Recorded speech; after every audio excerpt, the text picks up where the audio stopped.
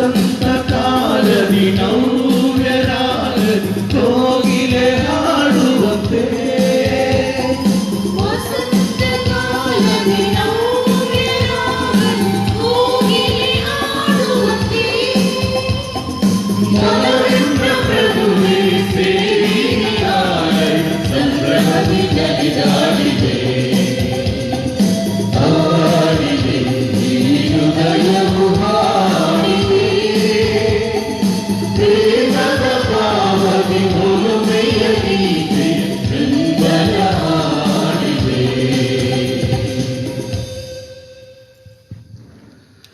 ಆತ್ಮೀಯರೇ, ನಿಮ್ಮೆಲ್ಲರಿಗೂ ಸಾಧಾರಣ ಕಾಲದ 17ನೇ ಭಾನುವಾರದ ಆನ್ಲೈನ್ ದಿವ್ಯ ಬಲಿ ಪೂಜೆಗೆ ಸ್ವಾಗತ ಸುಸ್ವಾಗತ.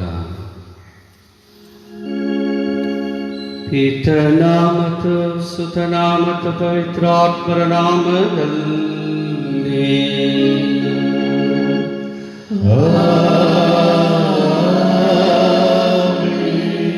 ನಮ್ಮ ಪ್ರಭು ಕ್ರಿಸ್ತರ ಕೃಪಾವರವು ದೇವರ ಪ್ರೀತಿಯು ಪವಿತ್ರಾತ್ಮರ ನ್ಯೂನತೆಯು ನಿಮ್ಮೆಲ್ಲರೊಡನೆ ಇರಲಿ. ನಿಮ್ಮ ಆತ್ಮದೊಡನೆಯೂ ಇರಲಿ. ಆತ್ಮೀಯ ಸಹೋದರ ಸಹೋದರಿಯರೇ,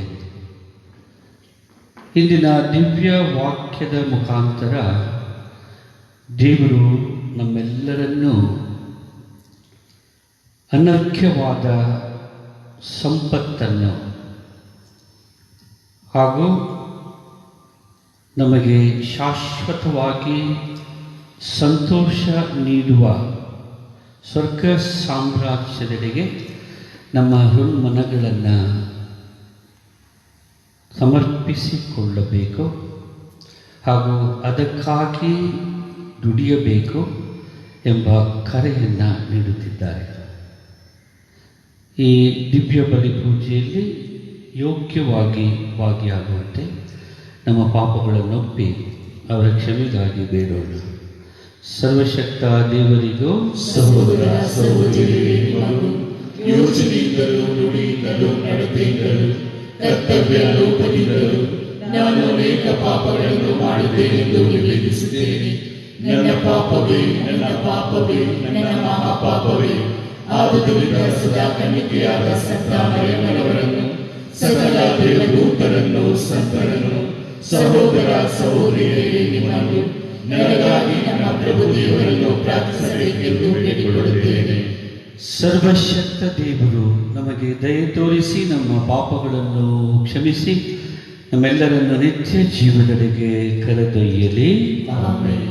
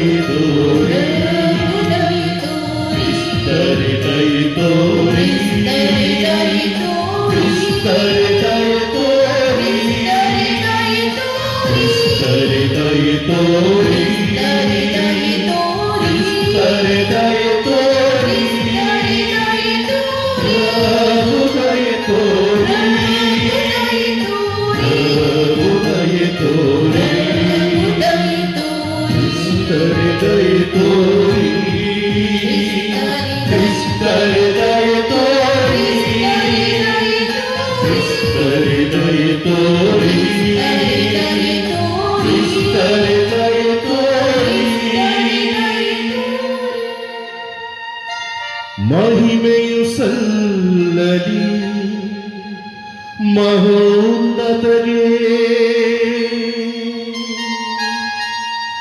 ದೇವರ ಶಾಂತಿಯು ಮನುಜನಿಗೆ ಶಾಂತಿ ಶಾಂತಿ ಶಾಂತಿ.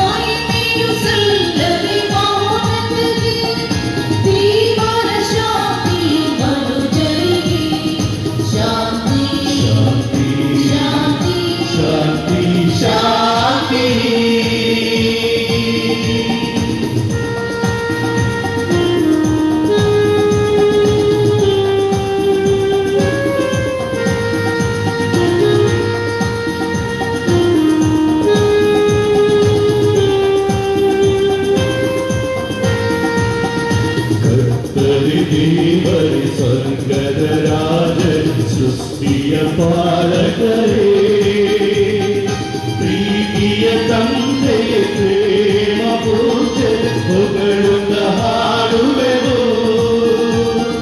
ಕರ್ತರಿ ದೇವರಿ ಸ್ವರ್ಗದ ರಾಜ ಸೃಷ್ಟಿಯ ಪಾಲಕರೇ, ಪ್ರೀತಿಯ ತಂದೆ ಪ್ರೇಮ ಪೂಜೆ ಹೊಗಳುತ್ತ ಹಾಡುವೆವು. ಸ್ತುತಿಸಿ ಕೊಂಡಾಡುವೆವು. ಮಹಿಮೆಯು ಸಲ್ಲಲಿ ಮಹೋನ್ನತಗೆ, ದೇವರ ಶಾಂತಿಯು ಮನುಜರಿಗೆ. ಶಾಂತಿ ಶಾಂತಿ ಶಾಂತಿ ಶಾಂತಿ ಶಾಂತಿ.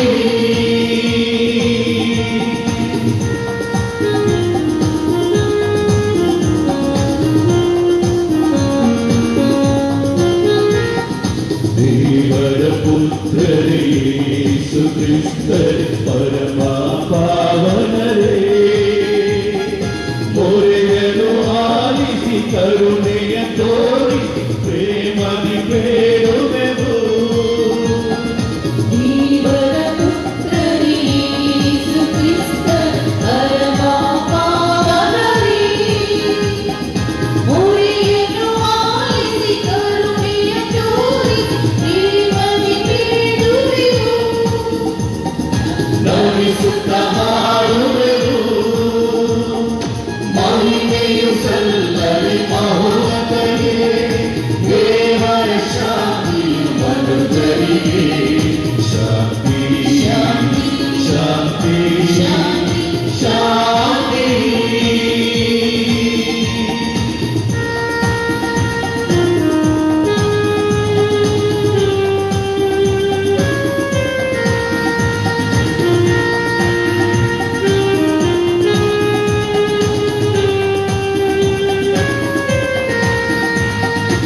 ಇದನ ಪಾರ್ಶ್ವದಿ ರಾಜ್ಯವಾಡುವ ಪರಮ ಪೂಜ್ಯರೇ, ಪಾವನಾತ್ಮರ ಜೊತೆಯಲ್ಲಿ ಬಾಳುವ ಕುವರನ ನಮಿಸುವೆವು. ಈತನ ಪಾರ್ಶ್ವದಿ ರಾಜ್ಯವ ಆಳು ಪರಮ ಪೂಜ್ಯರೇ, ಪಾವನಾತ್ಮರ ಜೊತೆಯಲ್ಲಿ ಬಾಳು ಕುವರನ ನಮಿಸುವೆವು. ಧೈರ್ಯದಿ ಬೇಡುವೆವು. ಮಹಿಮೆಯು ಸಲ್ಲಲಿ ಮಹೋನ್ನತಗೆ, ದೇವರ ಶಾಂತಿಯು ಮನುಜರಿಗೆ. ಶಾಂತಿ ಶಾಂತಿ ಶಾಂತಿ ಶಾಂತಿ ಶಾಂತಿ. ಮಹಿಮೆಯು ಸಲ್ಲಲಿ ಮಹೋನ್ನತಗೆ, ದೇವರ ಶಾಂತಿಯು ಮನುಜರಿಗೆ. ಶಾಂತಿ ಶಾಂತಿ ಶಾಂತಿ ಶಾಂತಿ ಶಾಂತಿ.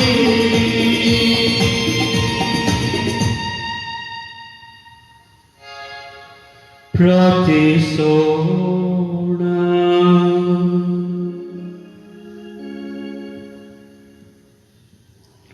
ದೇವರೇ, ನಿಮ್ಮಲ್ಲಿ ಭರವಸೆ ಇಡುವವರನ್ನು ಸದಾ ಸಂರಕ್ಷಿಸುತ್ತೀರಿ. ನಿಮ್ಮ ಹೊರತು ಯಾವುದು ಗುಣಾದಿಯಲ್ಲ, ಯಾವುದು ಪವಿತ್ರವಲ್ಲ, ಮತ್ತು ನಿಮ್ಮ ದಯೆಯನ್ನು ನಮ್ಮ ಮೇಲೆ ಹೇರಳವಾಗಿ ಸುರಿಸಿರಿ. ನಿಮ್ಮನ್ನೇ ನಾವು ಎಲ್ಲದರಲ್ಲಿಯೂ ಮಾರ್ಗದರ್ಶಕರನ್ನಾಗಿಯೂ ಪಡೆದು ನಾವು ತಾತ್ಕಾಲಿಕವಾದ ಒಳ್ಳೆಯ ವಸ್ತುಗಳನ್ನು ಎಚ್ಚರಿಕೆಯಿಂದ ಉಪಯೋಗಿಸುತ್ತಾ ಶಾಶ್ವತವಾದವುಗಳಿಗೆ ಇಹದಲ್ಲಿ ಬದ್ಧರಾಗಿರುವಂತೆ ಅನುಗ್ರಹಿಸಿರಿ.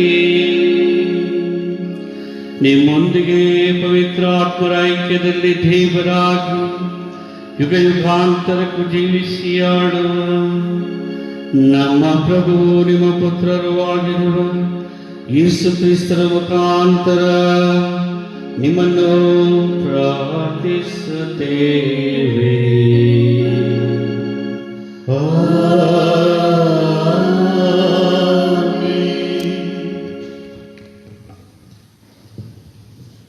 ಮೊದಲನೆಯ ವಾಚನ.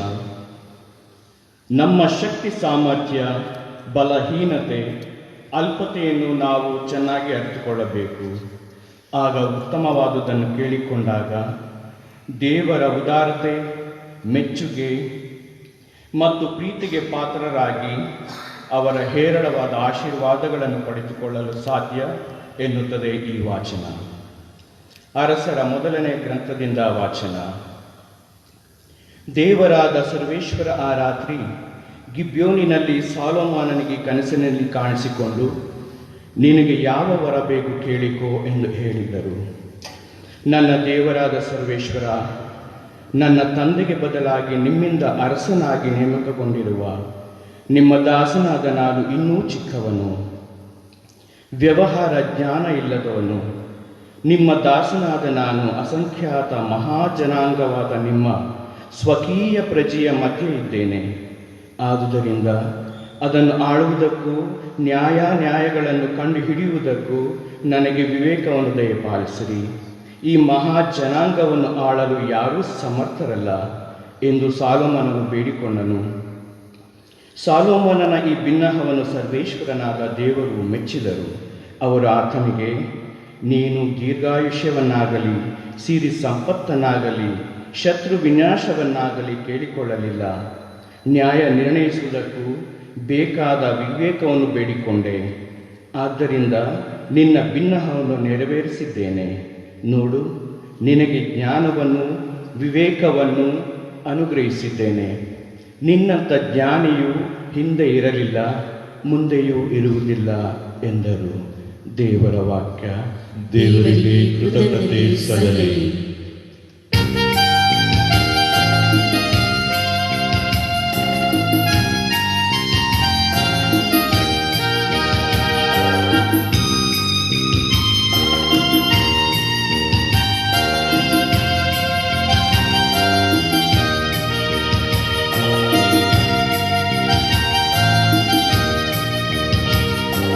ಮರದಲ್ಲಿ ಭಯವೇದಕ್ಕೆ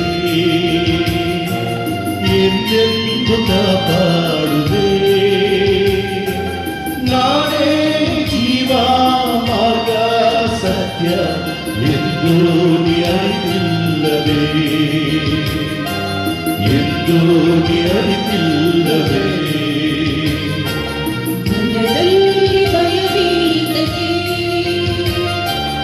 ಎಂದೆಂದು ಕಾಪಾಡುವೆ.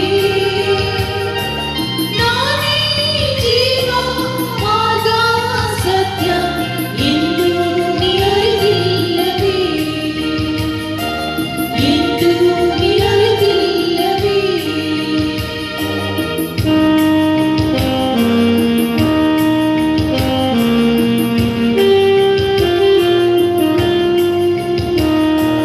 ಸಮ್ಮುಖದಿಂದ ಚಿಂತೆಯಲಿ ಬೆಂದ ನಿಂತಿರುವೆ ನೀ ಮೌನದಿ.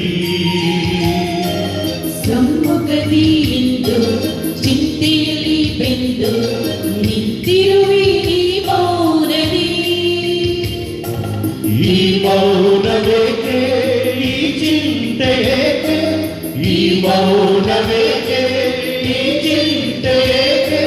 ಧೈರ್ಯವನ್ನು ನಾನಿಡುವೆ, ಬಾಳಲ್ಲಿ ಬೆಳಕಾಗುವೆ,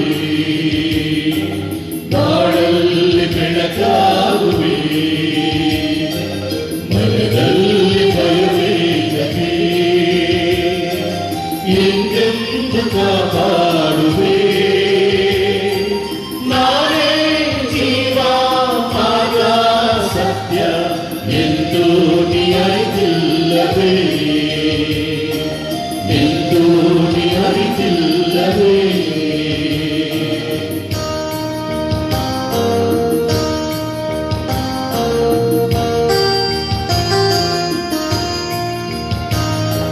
ಕತ್ತಲೆಯ ಮುಸುಕು ಕವಿದಿರಲು ಇಹವ, ಅದ ಮಧ್ಯ ನೀ ಹೋಗುವೆ.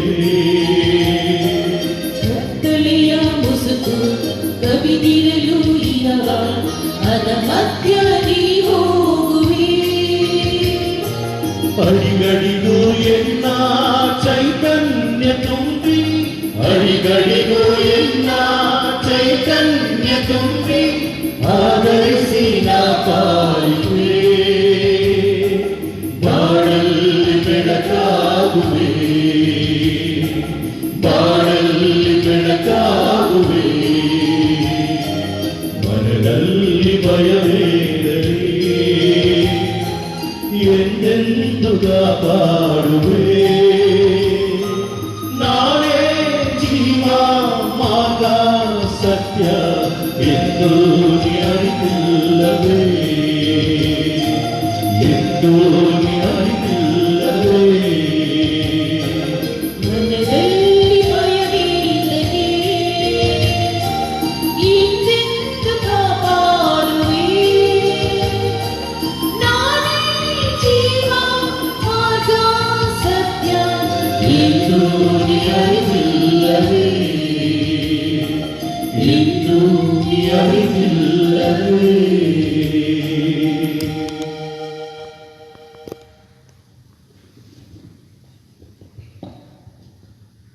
ಕ್ರಿಸ್ತ ಯೇಸುವಿಗೆ ನಮ್ಮ ಜೀವನದಲ್ಲಿ ಉನ್ನತ ಸ್ಥಾನವನ್ನು ಕೊಟ್ಟು ಅವರನ್ನು ಪ್ರೀತಿಸಿ ಅವರ ಕರೆಯೋಲೆಯನ್ನು ಅಂಗೀಕರಿಸಿ ಜೀವಿಸಿದರೆ ಎಲ್ಲವೂ ಸಂತೋಷಮಯವಾಗಿರುತ್ತದೆ ಎನ್ನುತ್ತಾರೆ ಪೌಲ.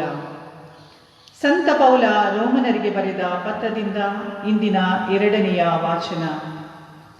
ಸಹೋದರರೇ, ದೇವರನ್ನು ಪ್ರೀತಿಸುವವರಿಗೂ ದೇವರ ಸಂಕಲ್ಪದ ಮೇರೆಗೆ ಕರೆ ಹೊಂದಿದವರಿಗೂ ಸಕಲವು ಹಿತಕರವಾಗಿ ಪರಿಣಮಿಸುವುದು. ಇದನ್ನು ನಾವು ಚೆನ್ನಾಗಿ ಅರಿತಿದ್ದೇವೆ. ದೇವರು ಯಾರನ್ನು ತಮ್ಮವರೆಂದು ಮೊದಲೇ ಆರಿಸಿಕೊಂಡರೋ ಅವರನ್ನು ತಮ್ಮ ಪುತ್ರನ ಅನುರೂಪಿಗಳಾಗುವಂತೆ ಆಗಲೇ ನೇಮಿಸಿದರು. ಹೀಗೆ ಅನೇಕ ಸಹೋದರರಲ್ಲಿ ತಮ್ಮ ಪುತ್ರನೇ ಜ್ಯೇಷ್ಠನಾಗಿರಬೇಕೆಂಬುದು ದೇವರ ನಿರ್ಧಾರವಾಗಿದೆ. ಹೀಗೆ ಯಾರನ್ನು ಮೊದಲೇ ನೇಮಿಸಿದ್ದಾರೋ ಅವರನ್ನು ಕರೆದಿದ್ದಾರೆ. ಯಾರನ್ನು ಕರೆದಿದ್ದಾರೋ ಅವರನ್ನು ತಮ್ಮೊಡನೆ ಸತ್ಸಂಬಂಧದಲ್ಲಿ ಇರಿಸಿಕೊಂಡಿದ್ದಾರೆ. ಯಾರನ್ನು ತಮ್ಮೊಡನೆ ಸತ್ಸಂಬಂಧದಲ್ಲಿ ಇರಿಸಿಕೊಂಡಿದ್ದಾರೋ ಅವರನ್ನು ಮಹಿಮಾ ಪದವಿಗೆ ಸೇರಿಸಿಕೊಂಡಿದ್ದಾರೆ. ಪ್ರಭುವಿನ ವಾಕ್ಯ. ದೇವರಿಗೆ ಕೃತಜ್ಞತೆ ಸಲ್ಲಲಿ.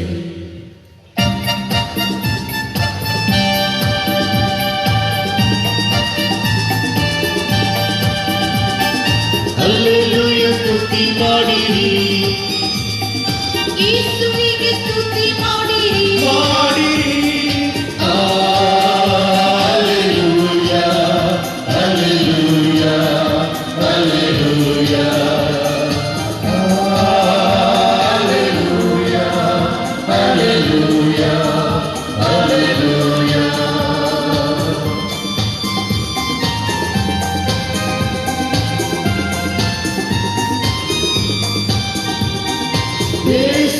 ಯೇಸುವನಂದಿರಿ, ನಿಜ ರಕ್ಷಣೆ ಹೊಂದಿರಿ. ಯೇಸುವನಂದಿರಿ, ನಿಜ ರಕ್ಷಣೆ ಹೊಂದಿರಿ. ನಿತ್ಯ ಭಾಗ್ಯವು ಕರೆಯಿರಿ ಎಂಬ ವಾರ್ತೆಯ ಸಾರುವೆನು. ನಿತ್ಯ ಭಾಗ್ಯವು ಬರೆಯಿರಿ ಎಂಬ ವಾರ್ತೆಯ ಸಾರುವೆನು. ಹಲ್ಲೆಲೂಯ, ಸ್ತುತಿ ಮಾಡಿರಿ, ಮಾಡಿರಿ, ಯೇಸುವಿಗೆ ಸ್ತುತಿ ಮಾಡಿರಿ. ಮಾಡಿರಿ. Hallelujah, hallelujah, hallelujah.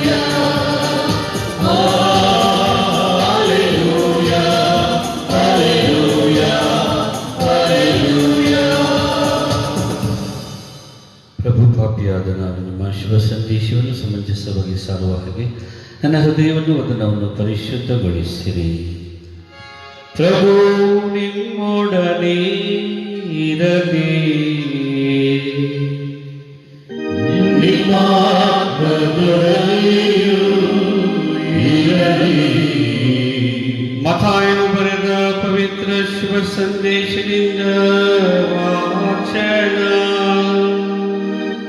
ಪ್ರಭು ನಿಮಗೆ ಮಹಿಮೆ ಸಲ್ಲಲಿ. ಆ ಕಾಲದಲ್ಲಿ ಯೇಸು ಜನಸಮೂಹಕ್ಕೆ ಹೀಗೆಂದರು, ಸ್ವರ್ಗ ಸಾಮ್ರಾಜ್ಯವನ್ನು ಹೊಲದಲ್ಲಿ ಹೂಳಿಟ್ಟ ನಿಧಿಗೆ ಹೋಲಿಸಬಹುದು. ಇದನ್ನು ಒಬ್ಬನು ಪತ್ತೆ ಹಚ್ಚಿ ಅಲ್ಲಿಯೇ ಮುಚ್ಚಿಡುತ್ತಾನೆ. ಸಂತೋಷದಿಂದ ಹೋಗಿ ತನಗೆ ಇದ್ದುದೆಲ್ಲವನ್ನೂ ಮಾರಿ ಆ ತೋಟವನ್ನೇ ಕೊಂಡುಕೊಳ್ಳುತ್ತಾನೆ. ಸ್ವರ್ಗ ಸಾಮ್ರಾಜ್ಯವನ್ನು ಉತ್ತಮವಾದ ಮತ್ತು ಮುತ್ತು ರತ್ನಗಳನ್ನು ಹುಡುಕಿಕೊಂಡು ಹೋಗುವ ವರ್ತಕನಿಗೂ ಹೋಲಿಸಬಹುದು. ಅನರ್ಘ್ಯವಾದ ಒಂದು ಮುತ್ತನ್ನು ಕಂಡ ಕೂಡಲೇ ವರ್ತಕ ತನ್ನ ಎಲ್ಲ ಆಸ್ತಿ ಪಾಸ್ತಿಯನ್ನು ಮಾರಿ ಆ ಮುತ್ತನ್ನು ಕೊಂಡುಕೊಳ್ಳುತ್ತಾನೆ. ಸ್ವರ್ಗ ಸಾಮ್ರಾಜ್ಯವನ್ನು ಒಂದು ಮೀನು ಬಲೆಗೆ ಹೋಲಿಸಬಹುದು. ಬೆಸ್ತರು ಬಲೆಯನ್ನು ಸಮುದ್ರದಲ್ಲಿ ಬೀಸಿ ಎಲ್ಲ ಜಾತಿಯ ಮೀನುಗಳನ್ನು ಹಿಡಿಯುತ್ತಾರೆ. ಬಲೆ ತುಂಬಿದ ಮೇಲೆ ಅದನ್ನು ದಡಕ್ಕೆ ಎಳೆದುಕೊಂಡು ಒಳ್ಳೆಯ ಮೀನುಗಳನ್ನು ಮಾತ್ರ ಆರಿಸಿಕೊಂಡು ಬುಟ್ಟಿಗೆ ಹಾಕಿಕೊಳ್ಳುತ್ತಾರೆ, ಕೆಟ್ಟವನ್ನು ಎಸೆದು ಬಿಡುತ್ತಾರೆ. ಕಾಲಾಂತ್ಯದಲ್ಲಿ ಇದರಂತೆಯೇ ಆಗುವುದು. ದೇವದೂತರು ಹೊರಟು ಬಂದು ದುರ್ಜನರನ್ನು ಸಜ್ಜನರಿಂದ ಬೇರ್ಪಡಿಸುವರು, ದುರ್ಜನರನ್ನು ಅಗ್ನಿಕುಂಡದಲ್ಲಿ ಹಾಕುವರು. ಅಲ್ಲಿ ಅವರು ಕಟಕಟನೆ ಹಲ್ಲು ಕಡಿದುಕೊಂಡು ಗೋಳಾಡುವರು. ಇದೆಲ್ಲ ನಿಮಗೆ ಅರ್ಥವಾಯಿತೆ ಎಂದು ಯೇಸು ಕೇಳಿದರು. ಶಿಷ್ಯರು ಅರ್ಥವಾಯಿತು ಎಂದರು. ಆಗ ಯೇಸು ಇಂತಿರಲು ಸ್ವರ್ಗ ಸಾಮ್ರಾಜ್ಯದಲ್ಲಿ ಶಿಷ್ಯನಾಗಿರುವ ಪ್ರತಿಯೊಬ್ಬ ಶಾಸ್ತ್ರಜ್ಞನು ಮನೆಯ ಯಜಮಾನ ಇದ್ದ ಹಾಗೆ. ಅವನು ತನ್ನ ಉಗ್ರಾಣದಿಂದ ಹೊಸ ಹಾಗೂ ಹಳೆಯ ವಸ್ತುಗಳನ್ನು ಹೊರಗೆ ತರುತ್ತಾ ಇರುತ್ತಾನೆ ಎಂದರು. ಪ್ರಭುವಿನ ಶಿವ ಸಂದೇಶ. ಕ್ರಿಸ್ತರೇ ನಿಮಗೆ ಸ್ತುತಿ ಸಲ್ಲಲಿ.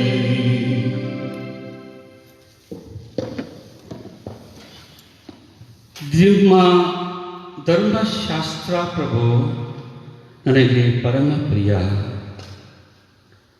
ಕೀರ್ತನೆಗಳು 119ನೇ ಅಧ್ಯಾಯದಲ್ಲಿ ಕೀರ್ತನಾಕಾರ ದೇವರ ವಾಕ್ಯ, ದೇವರ ಧರ್ಮಶಾಸ್ತ್ರ, ದೇವರ ಆಜ್ಞೆ, ದೇವರ ಆದೇಶ ಹಾಗೂ ದೇವರ ಪ್ರಸನ್ನತೆ ಅತಿ ಅಮೂಲ್ಯ ಎಂದು ಪ್ರಾರ್ಥಿಸುತ್ತಾನೆ. ಹೇ ಪ್ರಭು, ನೀನೇ ನನ್ನ ಪಾಲಿನ ಸ್ವಾಸ್ಥ್ಯ. ನಿನ್ನ ವಾಕ್ಯದ ಪಾಲನೆಯೇ ನಾ ಗೈದ ನಿರ್ಣಯ.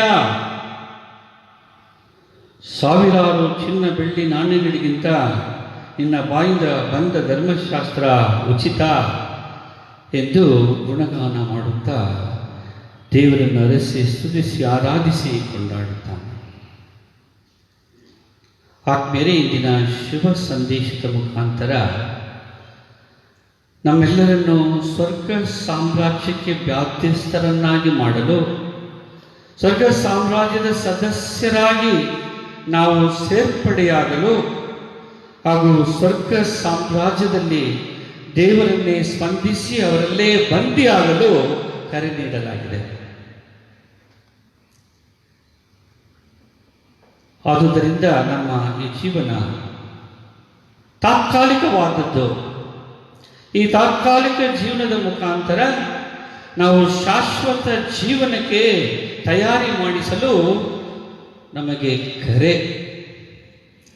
ಈ ನಿಟ್ಟಿನಲ್ಲಿ ನಮ್ಮ ತಾತ್ಕಾಲಿಕ ಜೀವನ ಒಂದು ಅನುಭವದ ಜೀವನ.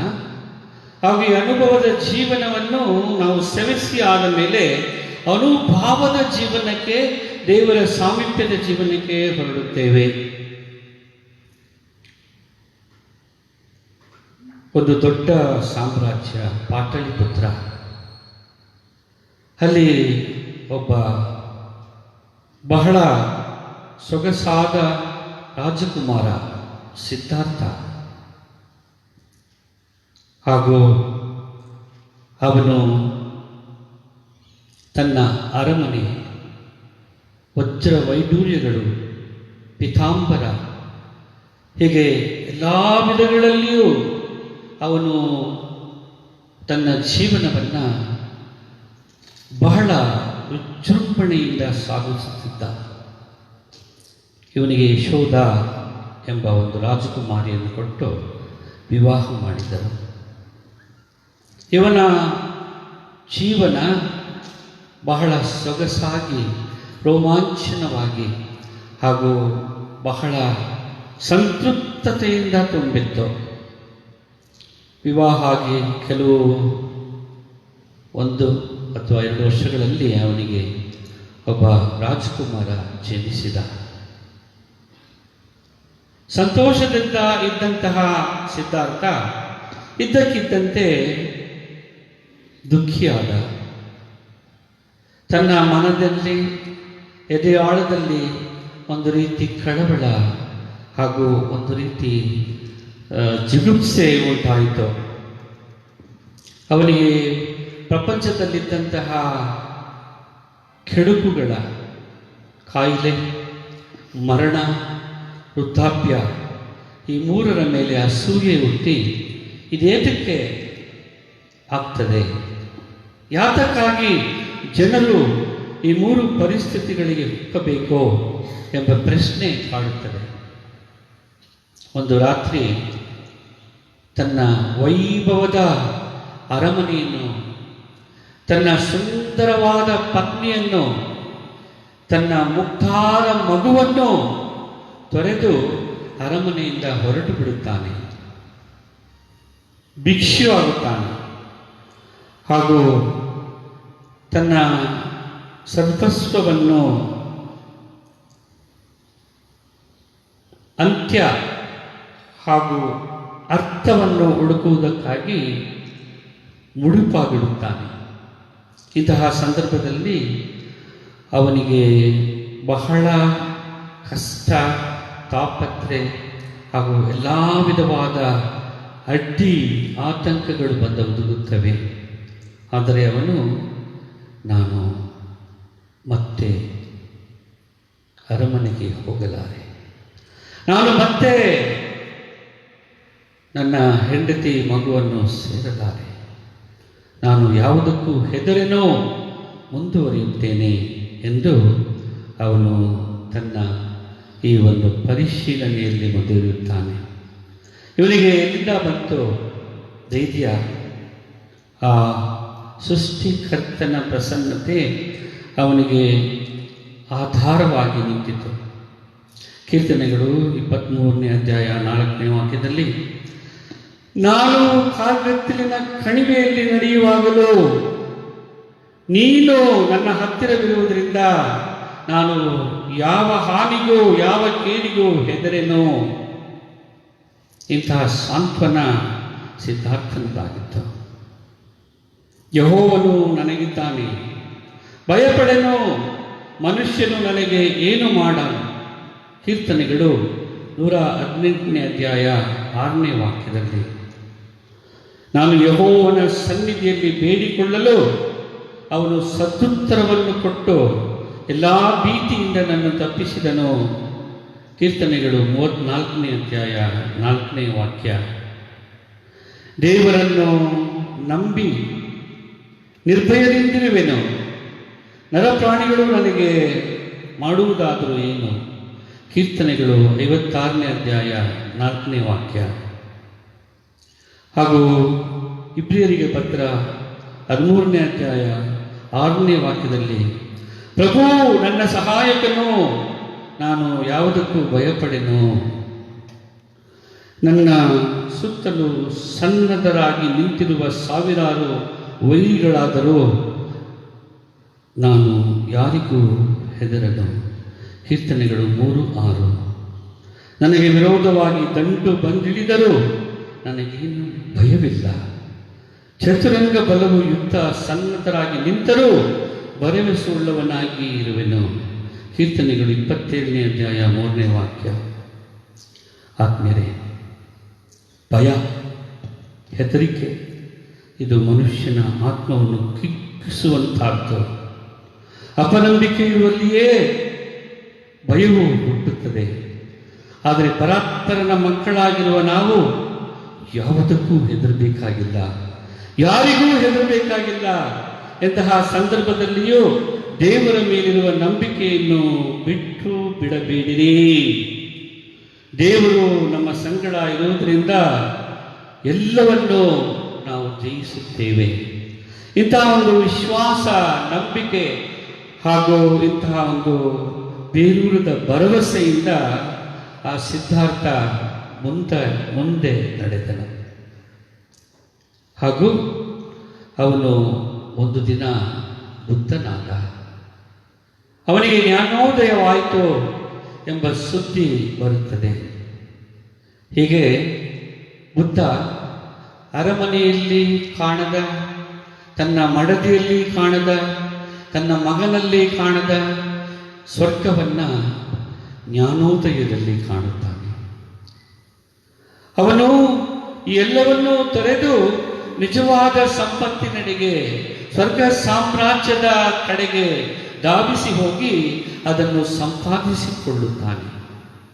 ಈ ರೀತಿಯಲ್ಲಿ ಸಿದ್ಧಾರ್ಥ ಯಾವ ರೀತಿ ನಿಜವಾದ ಒಂದು ಸ್ವರ್ಗದ ಕಡೆಗೆ, ಅನುಭವದ ಒಂದು ಕಡೆಗೆ ತನ್ನನ್ನೇ ಸೆಳೆದುಕೊಂಡು ಹೋದನೋ, ಆ ರೀತಿ ನಾವು ಸಹ ದೇವರ ಸಾಮೀಪ್ಯ ಸೇರಬೇಕು ಎಂಬ ಕರೆಯನ್ನು ಹೊಂದಿದ್ದೇವೆ. ಆದ್ಮೇಲೆ ನಾವು ನಮ್ಮ ಮಕ್ಕಳಿಗೆ ಏನೇನೆಲ್ಲ ಕೊಡ್ತೇವೆ?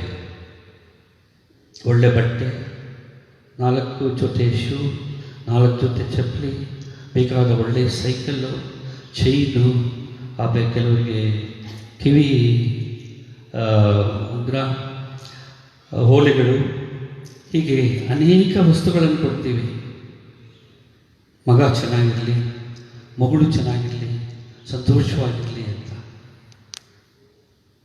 ಈಗ ಇತ್ತೀಚೆಗೆ ಏನು ಕೊಡ್ತಾರೆ? ಹೆಚ್ಚು ಮೊಬೈಲ್ ಫೋನ್.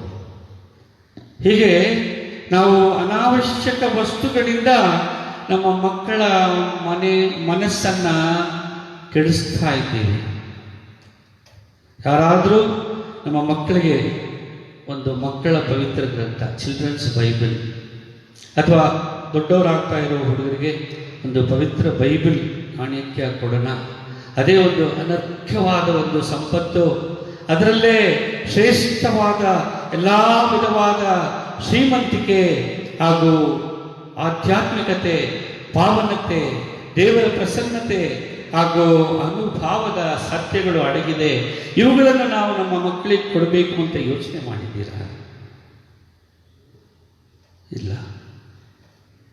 ಅದರಿಂದ ನಾವು ಯಾವುದನ್ನು ಕೊಡಬೇಕು, ಯಾವುದರಿಂದ ನಮ್ಮ ಮಕ್ಕಳನ್ನು ಪೋಷಿಸಬೇಕು ಎಂಬ ಅಂಶವನ್ನು ಮನಗಂಡವರಾಗಿ ಇಂದಿನ ಶುಭ ಸಂದೇಶ ತಿಳಿಸುವಂತೆ ನಾವು ಅನರ್ಘ್ಯವಾದ ಹಾಗೂ ಸ್ವರ್ಗ ಸಾಮ್ರಾಜ್ಯದ ಆ ವಿಶೇಷ ಸತ್ಯದೆಡೆಗೆ ನಾವು ನಮ್ಮ ಮನಸ್ಸು, ಹೃದಯಗಳನ್ನು ಕೇಂದ್ರೀಕರಿಸುತ್ತಾ ನಮ್ಮ ಮಕ್ಕಳನ್ನು ಆ ಕಡೆಗೆ ಬಿಡಬೇಕು.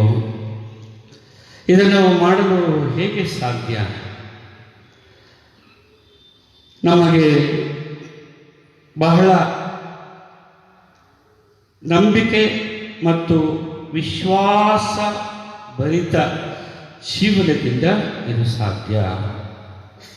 ಎರಡನೇದಾಗಿ, ಸ್ವರ್ಗ ಸಾಮ್ರಾಜ್ಯವೇ ನಮಗೆ ಮನೆ. ಸ್ವರ್ಗ ಸಾಮ್ರಾಜ್ಯಕ್ಕೆ ನಾವು ಬಾಧ್ಯಸ್ಥರು. ಆದುದರಿಂದ ನಾವು ಸ್ವರ್ಗ ಸಾಮ್ರಾಜ್ಯದ ಪ್ರಜೆಗಳಾಗಿ, ಸ್ವರ್ಗ ಸಾಮ್ರಾಜ್ಯದಲ್ಲಿ ದೇವರ ಮಕ್ಕಳಾಗಿ ಬಾಳಲು ನಾವು ಪಣ ತೊಟ್ಟು ನಿಲ್ಲಬೇಕು, ಅದಕ್ಕಾಗಿ ದುಡಿಯಬೇಕು. ಒಂದು ಕೆರೆಯ ದಡದಲ್ಲಿ ಒಬ್ಬ ವ್ಯಕ್ತಿ ವಾಸಿಸುತ್ತಿದ್ದ. ಅವನ ಹತ್ರ ಒಂದು ಹಸು ಮತ್ತು ಒಂದು ಕರು ಇತ್ತು. ಅದನ್ನು ಮೇಯಿಸುವುದಕ್ಕಾಗಿ ಒಬ್ಬ ಆಳನ್ನು ಇಟ್ಟಿದ್ದ. ಅವನು ಅದನ್ನು ಮೇಯಿಸುವುದಕ್ಕಾಗಿ ಆಚೆ ದಡಕ್ಕೆ ಕರೆದುಕೊಂಡು ಹೋಗುತ್ತಿದ್ದನು. ಆ ದಡದಲ್ಲಿ ಹಸು ಚೆನ್ನಾಗಿ ಮೇಯ್ದು ಕರುವಿಗೆ ಹಾಲು ಕೊಟ್ಟಿತು. ಎರಡೂ ಸಂತೋಷವಾಗಿದ್ದವು. ಆದರೆ ಆ ಹಸುವಿಗೆ ಸಂಚೆ ಆಯಿತಲ್ಲ, ಮನೆಗೆ ಹೋಗಬೇಕಲ್ಲ ಎಂಬ ಯೋಚನೆಯೇ ಇರಲಿಲ್ಲ. ಹುಲ್ಲನ್ನು ಮೇಯುತ್ತಲೇ ಇತ್ತು. ಸಮಯ ಹೋಗುತ್ತಿತ್ತು. ದನ ಮೇಯಿಸುವವನು ಅದನ್ನು ಎಳೆದು ನೋಡಿದನು. ಅದು ಅಳುಗಾಡಲೇ ಇಲ್ಲ. ಕತ್ತಿಗೆ ಕಟ್ಟಿದ್ದ ಹಗ್ಗವನ್ನು ಎಳೆದು ನೋಡಿದನು. ಆದರೂ ಅದು ಬರುವ ಹಾಗೆ ಕಾಣಲಿಲ್ಲ. ಆ ಹಸು ಹಠ ಹಿಡಿಯಿತು, ಮೊಂಡುತನ ಮಾಡಿತು. ಸೂರ್ಯನು ಮುಳುಗಿ ಕಾರ್ಕತ್ತಲೂ ಕವಿಯಿತು. ಕೊನೆಯಲ್ಲಿ ಅವನು ಏನು ಮಾಡಿದ ಗೊತ್ತಾ? ಕರುವನ್ನು ಎತ್ತಿ ಹೆಗಲ ಮೇಲೆ ಹಾಕ್ಕೊಂಡು ಮುಂದೆ ನಡೆದ್ಬಿಟ್ಟ. ವೇಗವಾಗಿ ನದಿಯ ದಡದಲ್ಲಿ ನಡೆದ. ಕರು ಹೋಗುವುದನ್ನು ಕಂಡ ಹಸು ಬಹಳ ಎಚ್ಚರಿಕೆಯಿಂದ ಜ್ಞಾನಿಯಾಯಿತು. ಅದಕ್ಕೆ ಜ್ಞಾನ ಬಂತು. ಕರುವನ್ನು ನೆನೆಸಿಕೊಂಡು ಹಿಂದೆ ಓಡಿ ಬಂತು, ಮನೆ ಸೇರಿತು. ಆತ್ಮೀಯರೇ, ಈ ಒಂದು ಘಟನೆಯ ಹಿಂದೆ ನಮಗೆ ಬಹಳ ಅರ್ಥಗರ್ಭಿತವಾದ ಸಂದೇಶ ಇದೆ. ದೇವರು ಕೆಲವು ಸಮಯಗಳಲ್ಲಿ ಪರಲೋಕದ ಬಿಡಾರವನ್ನು ಕುರಿತು ನಮಗೆ ನೆನಪು ಮಾಡುತ್ತಾರೆ. ಚಿಂತಾಹೀನರಾಗಿ ಉದಾಸೀನತೆಯಿಂದಿದ್ದರೆ ಕರುವನ್ನು ತೆಗೆದುಕೊಂಡು ಹೋಗುತ್ತಾರೆ.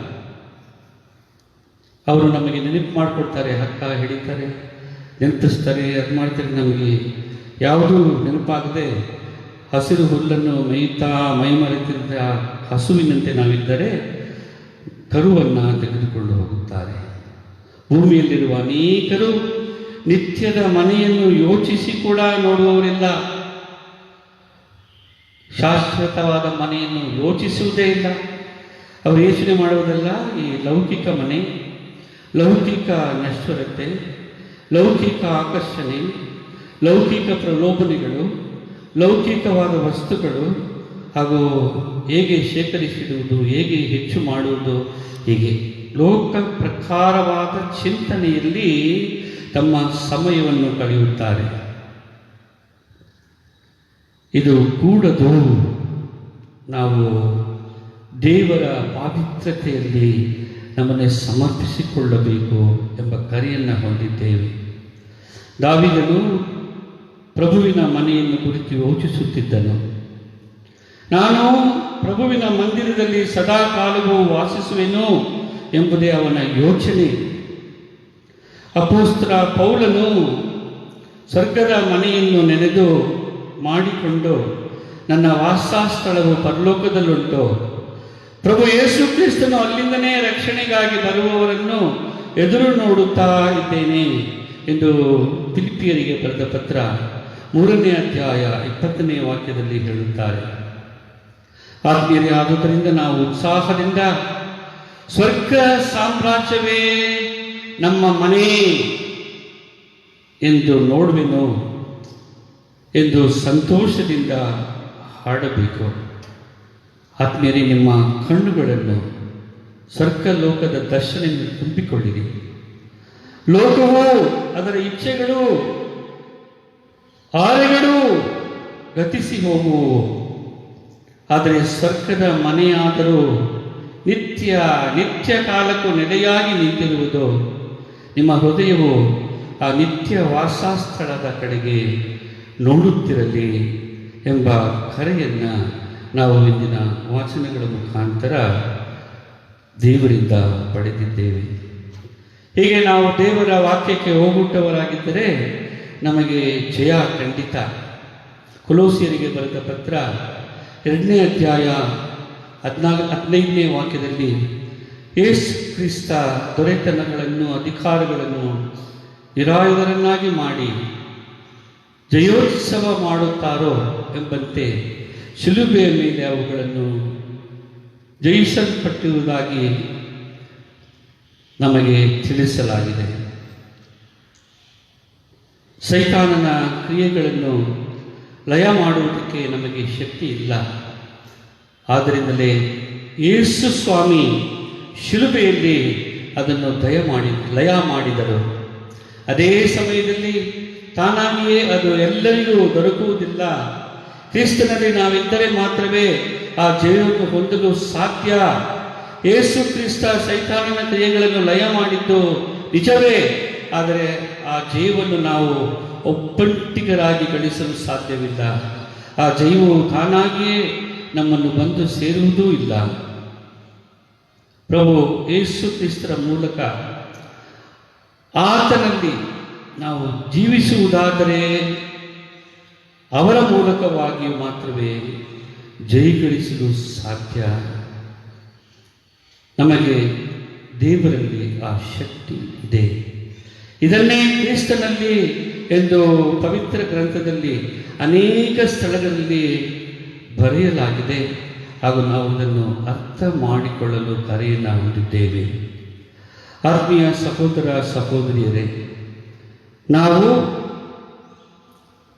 ದೇವರ ಕರೆಗೆ ಹೋಗುಟ್ಟವರಾಗಿ ಪ್ರಾರ್ಥನಾ ಮನವಿಗಳನ್ನು ಸಲ್ಲಿಸುತ್ತಾ ದೇವರ ಮೇಲೆ ವಿಶ್ವಾಸದಿಂದ ನಂಬಿಕೆಯಿಂದ ಆ ಸ್ವರ್ಗ ಸಾಮ್ರಾಜ್ಯದ ಬಾಧ್ಯಸ್ಥತೆ ಹೊಂದಲು ನಾವು ದುಡಿಯಬೇಕಾಗಿದೆ. ಈ ಪ್ರಾರ್ಥನೆಗಳು ಯಾವ ಪ್ರಾರ್ಥನೆಗಳು? ನಾವು ಭಾರತ ದೇಶದ ಜನರ ರಕ್ಷಣೆಗಾಗಿ ಪ್ರಾರ್ಥಿಸಬೇಕು. ಭಾರತದಲ್ಲಿರುವ 7 ಲಕ್ಷ ಹಳ್ಳಿಗಳಿಗೂ ಸುವಾರ್ತೆಯು ಸಾರಲ್ಪಡಲು ಪ್ರಾರ್ಥಿಸಬೇಕು. ದೇಶಕ್ಕೆ ವಿರೋಧವಾಗಿ ಬರುವ ಶತ್ರುಗಳು ಮುರಿದು ಬೀಳಲು ಪ್ರಾರ್ಥಿಸಬೇಕು. ಉಗ್ರಗಾಮಿಗಳ ತಂತ್ರಗಳು ಲಯವಾಗಲು ನಮ್ಮ ಪ್ರಾರ್ಥನೆ ಮುಡುಪಾಗಿರಬೇಕು. ದೇಶವು ಮರಣಾಕರವಾದಿಗಳಿಂದ ಸಂರಕ್ಷಿಸಲ್ಪಡಲಿ ಎಂಬ ಪ್ರಾರ್ಥನೆ ನಮ್ಮದಾಗಬೇಕು. ದೇಶದಲ್ಲಿರುವ ಕುಡುಕರು ರಕ್ಷಣೆ ಹೊಂದಲು ಪ್ರಾರ್ಥಿಸಬೇಕು. ದೇಶವನ್ನಾಳುವವರು ರಕ್ಷಣೆ ಹೊಂದಲು ಸ್ವಾರ್ಥವನ್ನು ತ್ಯಜಿಸಿ ನಿಸ್ವಾರ್ಥಿಗಳಾಗಿ ಸೇವೆ ಮಾಡುವಂತಾಗಲಿ ಎಂದು ಪ್ರಾರ್ಥಿಸಬೇಕು. ವ್ಯಭಿಚಾರ ಪಾಪದಲ್ಲಿರುವವರು ಬಿಡುಗಡೆ ಹೊಂದಲು ಪ್ರಾರ್ಥಿಸಬೇಕು. ದೇಶದ ಆರ್ಥಿಕ ಸ್ಥಿತಿಯ ಅಭಿವೃದ್ಧಿಗಾಗಿ ಪ್ರಾರ್ಥಿಸಬೇಕು. ದೇಶದಲ್ಲಿರುವ ರೈತರ ರಕ್ಷಣೆಗಾಗಿ ಪ್ರಾರ್ಥಿಸಬೇಕು. ವೃದ್ಧಾಪ್ಯವನ್ನು ಏಕಾಂಗಿತನದಿಂದ ಅಸ್ವಸ್ಥತೆಯಿಂದ ಬಳಲುವವರಾಗಿ ಪ್ರಾರ್ಥಿಸಬೇಕು. ವಿಧವೆಯರಿಗಾಗಿ, ಅನಾಥರಿಗಾಗಿ, ಶೋಷಿತರಾಗಿ ಪ್ರಾರ್ಥಿಸಬೇಕು. ಈಗ ಎಲ್ಲ ವಿಧಗಳಲ್ಲಿ ನಾವು ಮಾನವೀಯತೆ ಮೌಲ್ಯಗಳಿಂದ ಎಲ್ಲರ ಪರವಾಗಿ ಪ್ರಾರ್ಥಿಸುತ್ತಾ ಇದ್ದರೆ ನಮ್ಮ ಸ್ವರ್ಗ ಸಾಮ್ರಾಜ್ಯದ ಅನ್ವೇಷಣೆ ಹಾಗೂ ಅದರ ದಾರಿ ಹುಡುಕುವುದು ಅತಿ ಸುಲಭವಾಗುವುದು. ಆದ್ದರಿಂದ ಶುಭ ಸಂದೇಶದಲ್ಲಿ ಪ್ರಭು ಕ್ರಿಸ್ತರು ನಮ್ಮನ್ನು ನೆನಪಿಸುತ್ತಾ ನಾವು ಸ್ವರ್ಗ ಸಾಮ್ರಾಜ್ಯಕ್ಕೆ ಬಾಧ್ಯಸ್ಥರಾಗದೇ ಇದ್ದಲ್ಲಿ ಕಟ್ಟ ಕಡೆಯಲ್ಲಿ ಆಗುವುದೇನು ಎಂದು ನಮಗೆ ಎಚ್ಚರಿಕೆ ಕೊಡುತ್ತಾರೆ. ಕಾಲಾಂತ್ಯದಲ್ಲಿ ಇದರಂತೆಯೇ ಆಗುವುದು. ದೇವದೂತರು ಹೊರಟು ಬಂದು ದುರ್ಜನರನ್ನು ಸಜ್ಜನರಿಂದ ಬೇರ್ಪಡಿಸುವರು. ದುರ್ಜನರನ್ನು ಅಗ್ನಿಕುಂಡದಲ್ಲಿ ಹಾಕುವರು. ಅಲ್ಲಿ ಅವರು ಕಟಕಟನೆ ಹಲ್ಲು ಕಡಿದುಕೊಂಡು ಗೋಳಾಡುವರು. ಇದೆಲ್ಲ ನಿಮಗೆ ಅರ್ಥ ಆಯ್ತೆ ಎಂದು ಯೇಸು ಕೇಳ್ತಾರೆ. ಶಿಷ್ಯರು ಅರ್ಥ ಆಯಿತು ಅಂತಾರೆ. ಇಂತಿರಲು ಸ್ವರ್ಗ ಸಾಮ್ರಾಜ್ಯದಲ್ಲಿ ನಾವು ಬಾಧ್ಯಸ್ಥರಾಗಲು ನಾವು ನಮ್ಮ ಜೀವನವನ್ನು ಸವೆಸಬೇಕು. ತಾತ್ಕಾಲಿಕ ಜೀವನದಲ್ಲಿ ನಾವು ಸಂತೋಷದಿಂದ ಇರಲು, ಮೈ ಮರೆಯಲು ಹಾಗೂ ಎಲ್ಲ ವಿಧಗಳಲ್ಲಿ ಸ್ವಾರ್ಥಿಗಳಾಗಲು ಮತ್ತು ಎಲ್ಲರನ್ನು ಶೋಷಣೆ ಮಾಡಲು ಹಾಗೂ ಎಲ್ಲ ವಿಧಗಳಲ್ಲಿ ನಮ್ಮ ಜೀವನವನ್ನು ವ್ಯರ್ಥ ಮಾಡಲು ದೇವರು ನಮ್ಮನ್ನು ಹುಟ್ಟಿಸಿಲ್ಲ. ದೇವರು ನಮ್ಮನ್ನು ಕರೆದಿರುವುದು ಆ ಶಾಶ್ವತ ಜೀವನ ಸತ್ಯ ಸಾಮ್ರಾಜ್ಯವನ್ನು ಸಂಪಾದಿಸಿಕೊಳ್ಳುವುದಕ್ಕಾಗಿ ಮತ್ತು ಇತರರಿಗೂ ಸಹ ಅದನ್ನು ಕೊಡಿಸುವುದಕ್ಕಾಗಿ. ಆತ್ಮೀಯರೇ, ಈ ನಿಟ್ಟಿನಲ್ಲಿ ನಾವು ಈ ಸತ್ಯ ಸಾಮ್ರಾಜ್ಯದ ಬಾಧ್ಯಸ್ಥಕ್ಕೆ ಆ ಮನೆಯನ್ನು ಹೊಕ್ಕಲು ಬೇಕಾದ ಎಲ್ಲ ವರಪ್ರಸಾದಗಳನ್ನು ಪ್ರಭು ಕ್ರಿಸ್ತರೇ ನಮಗೆ ದಯಪಾಲಿಸಲಿ ಎಂದು ಮುಂದುವರೆದು ಈ ದಿವ್ಯ ಬಲಿ ಪೂಜೆಯಲ್ಲಿ ಬೇಡೋಣ. ಆಮೇಲೆ ಸ್ವರ್ಗವನ್ನು ಭೂಮಿಯನ್ನು ಸೃಷ್ಟಿಸಿದ ಸರ್ವಶಕ್ತ ದೇವಪಿತನನ್ನು ವಿಶ್ವಾಸಿಸುತ್ತೇನೆ. ಅವರ ಏಕೈಕ ಪುತ್ರರು ನಮ್ಮ ಪ್ರಭುವೂ ಆದ ಯೇಸು ಕ್ರಿಸ್ತರನ್ನು ವಿಶ್ವಾಸಿಸುತ್ತೇನೆ. ಇವರು ಪವಿತ್ರಾತ್ಮನಿಂದ ಗರ್ಭಧರಿಸಿದ ಕನ್ಯಾ ಮರಿಯಮ್ಮನವರು ಜನಿಸಿದರು. ಪೋಂತಿಯಸ್ ಪಿಲಾತನ ಅಧಿಕಾರದಲ್ಲಿ ಯಾತನೆಯನ್ನು ಅನುಭವಿಸಿ ಶಿಲುಬೆಗೆ ಏರಿಸಲ್ಪಟ್ಟು ಮೃತರಾಗಿ ಸಮಾಧಿ ಮಾಡಲ್ಪಟ್ಟರು. ಪಾತಾಳಕ್ಕೆ ಇಳಿದು ಮೂರನೇ ದಿನ ಮೃತರ ಮಧ್ಯದಿಂದ ಪುನರ್ಜೀವಿತರಾಗಿ ಇದ್ದರು. ಸ್ವರ್ಗಕ್ಕೇರಿ ಸರ್ವಶಕ್ತ ದೇವಪಿತನ ಬಲಗಡೆಯಲ್ಲಿ ಆಸೀನರಾಗಿದ್ದಾರೆ. ಅಲ್ಲಿದ್ದ ಜೀವಂತರಿಗೂ ಮೃತರಿಗೂ ತೀರ್ಪು ಕೊಡಲು ಬರುವರು. ಪವಿತ್ರಾತ್ಮರನ್ನು ವಿಶ್ವಾಸಿಸುತ್ತೇನೆ.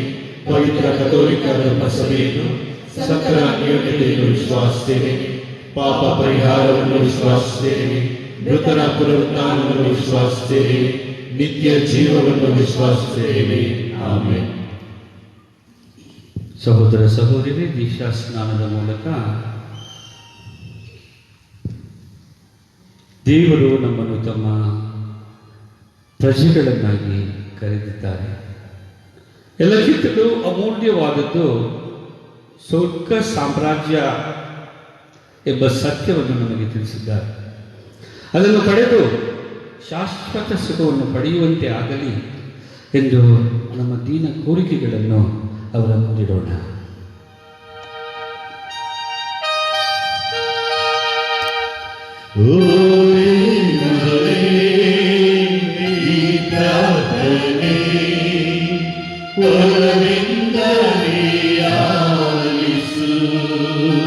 ವಿಶ್ವಗುರು ಪೋಪ್ ಫ್ರಾನ್ಸಿಸ್, ಎಲ್ಲ ಧರ್ಮಾಧ್ಯಕ್ಷರುಗಳು, ಧರ್ಮಗುರುಗಳು ಮತ್ತು ಧಾರ್ಮಿಕ ಸಹೋದರ ಸಹೋದರಿಯರು,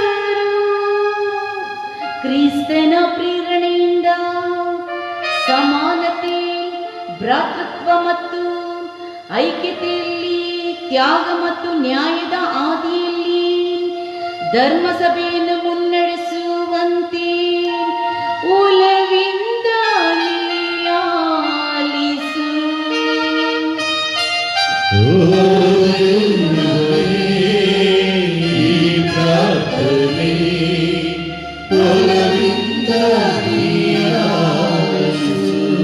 ದೈನಂದಿನ ಸಂಕಷ್ಟಗಳಲ್ಲಿ ಧೃತಿಗೆಡದೆ ಸಹನೆ ನಮ್ಮ ಸಮಸ್ಯೆಗಳಿಗೆ ದಿವ್ಯ ಔಷಧ ಎಂಬ ನಂಬಿಕೆಯಿಂದ ನಮ್ಮ ಆತ್ಮಶಕ್ತಿಯನ್ನು ವೃದ್ಧಿಸಿಕೊಳ್ಳುತ್ತಾ ಭಗವಂತನ ಕರುಣೆಯ ಸಾಕಾರಕ್ಕಾಗಿ ಪ್ರಾರ್ಥನೆ ಮತ್ತು ಸತ್ಕಾರ್ಯಗಳಿಂದ ಮುನ್ನಡೆಯುವಂತೆ ಒಲವಿಂದ ಆಲಿಸು.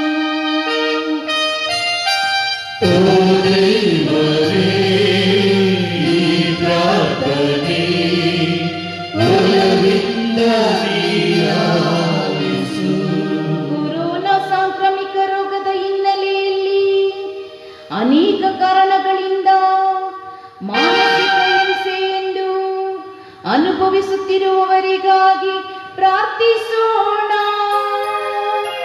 ಈ ಸಂಕಷ್ಟದ ಸಮಯದಲ್ಲಿ ದೇವರು ಅವರಿಗೆ ಅಗತ್ಯವಾದ ಆತ್ಮಸ್ಥೈರ್ಯವನ್ನು ನೀಡಲೆಂದು ಒಲವಿಂದ ಆಲಿಸು.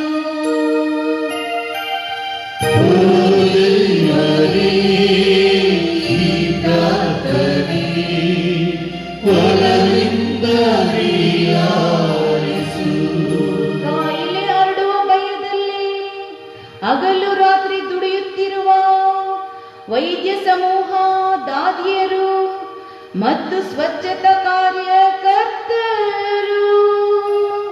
ತಮ್ಮ ಸೇವೆಗೆ ಅಗತ್ಯವಾದ ಸುರಕ್ಷತೆಯನ್ನು ಜನರ ಸಹಕಾರವನ್ನು ಪಡೆಯುವಂತೆ ಒಲವಿಂದ ನೀಯಾಲಿಸು.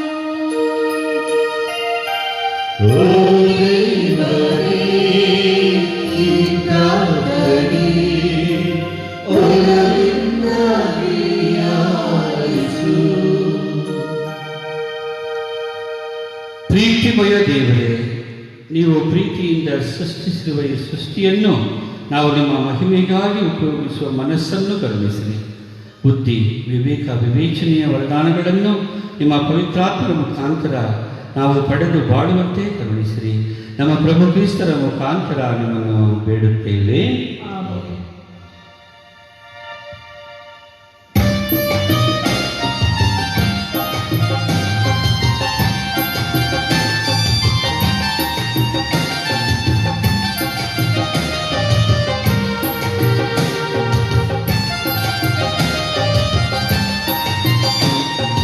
ಯಾವ ಕಾಣಿಕೆ ನಿನಗೆ, ಜಗದ ಸರ್ವವು ನಿನ್ನದಾಗಿದೆ ಪ್ರಭುವೇ. ಪೀಠದ ಬಲಿಯಾಗಿ ನಾ ಬಂದೆ, ನನಗೆಲ್ಲ ನಿನಗೆ, ನಿನ್ನೊಲವು ನನಗೆ. ದೇವಾ ಸ್ವೀಕರಿಸು, ಈ ಬಾಳು ಹಸನಾಗಿಸು, ಈ ಬಾಳು ಹಸನಾಗಿಸು.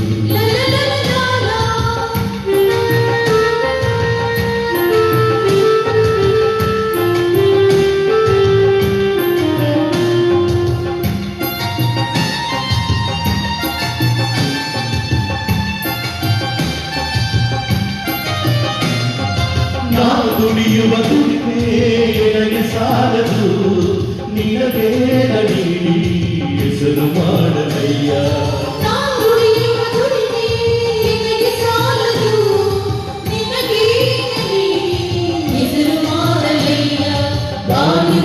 ಮನದಲ್ಲಿ ಸೊರಗಿದ ದೇವರೇ, ನಿನಗಾಗಿ ಪ್ರೀತಿಯ ನಾ ತಂದಿದೆ. ಇದನ್ನಲ್ಲದೆ ನಾಯೇನ ಕೊಡಲಿ,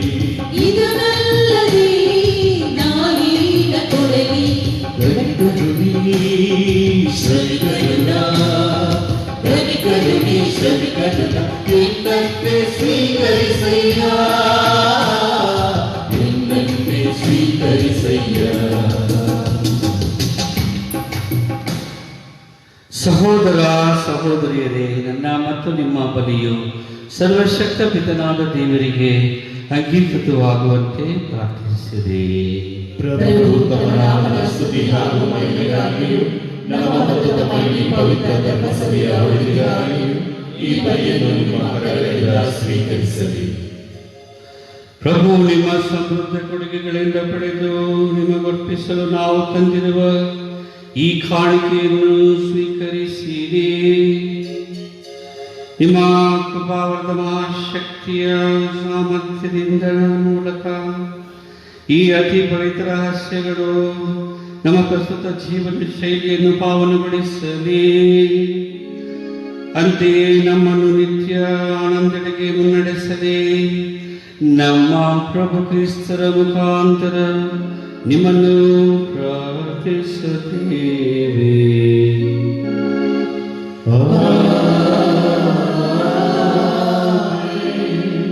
ಪ್ರಭು ನಿಮ್ಮೊಡನೆ ಇರಲಿ. ನಿಮ್ಮ ಆತ್ಮದೊಡನೆಯೂ ಇರಲಿ. ನಿಮ್ಮ ಹೃದಯಗಳನ್ನು ಮೇಲಕ್ಕೆತ್ತಿರಿ.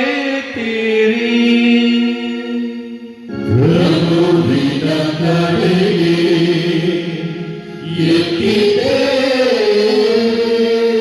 ನಮ್ಮ ಪ್ರಭು ದೇವರಿಗೆ ಕೃತಜ್ಞತೆಯನ್ನು ಸಲ್ಲಿಸೋಣ.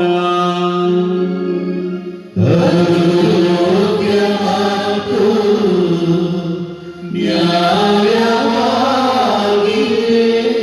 ಪ್ರಭು ಪವಿತ್ರ ಪಿತನೇ, ಸರ್ವಶಕ್ತ ನಿತ್ಯ ದೇವರೇ, ನಾವು ಎಂದೆಂದೂ ಎಲ್ಲೆಲ್ಲೂ ನಿಮಗೆ ಕೃತಜ್ಞತೆಯನ್ನು ಸಲ್ಲಿಸುವುದು ನಿಜವಾಗಿ ಯೋಗ್ಯವೂ ನ್ಯಾಯವಾಗಿದೆ.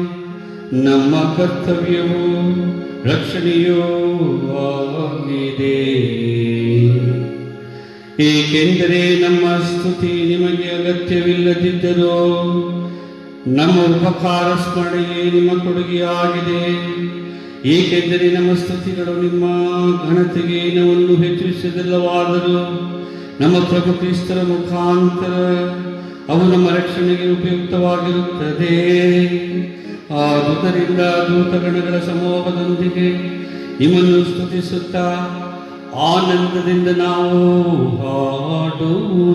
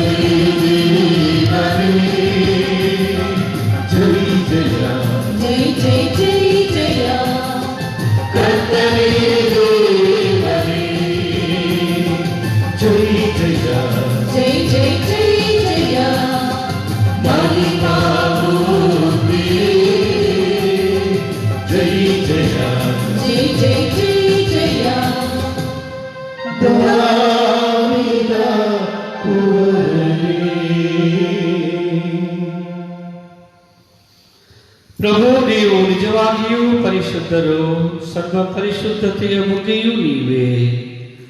ಈ ಕೊಡುಗೆಗಳ ಮೇಲೆ ನಿಮ್ಮ ಪವಿತ್ರಾತ್ಮರನ್ನು ಇಬ್ಬನಿಯಂತೆ ಸುರಿಸಿ ಪಾವನಗೊಳಿಸಿರಿ ಎಂದು ಪ್ರಾರ್ಥಿಸುತ್ತೇವೆ. ನಮಗಿವು ನಮ್ಮ ಪ್ರಭು ಯೇಸು ಕ್ರಿಸ್ತರ ಶರೀರ ಮತ್ತು ರಕ್ತವಾಗುವಂತೆ ಮಾಡಿರಿ. ಅವರನ್ನು ಪರಾಧೀನ ಮಾಡಲಾದ ಸಮಯದಲ್ಲಿ ಸ್ವಇಚ್ಛೆಯಿಂದ ತಮ್ಮ ಯಾತನೆಗೊಳಗಾದಾಗ ಅವರು ರೊಟ್ಟಿಯನ್ನು ತೆಗೆದುಕೊಂಡು ಕೃತಜ್ಞತೆಯನ್ನು ಸಲ್ಲಿಸಿ ಅದನ್ನು ಮುರಿದು ತಮ್ಮ ಶಿಷ್ಯರೆಲ್ಲರಿಗೂ ಕೊಡುತ್ತಾ ಹೀಗೆಂದರು, ತೆಗೆದುಕೊಳ್ಳಿ, ಇದನ್ನು ನೀವೆಲ್ಲರೂ ಭುಜಿಸಿರಿ.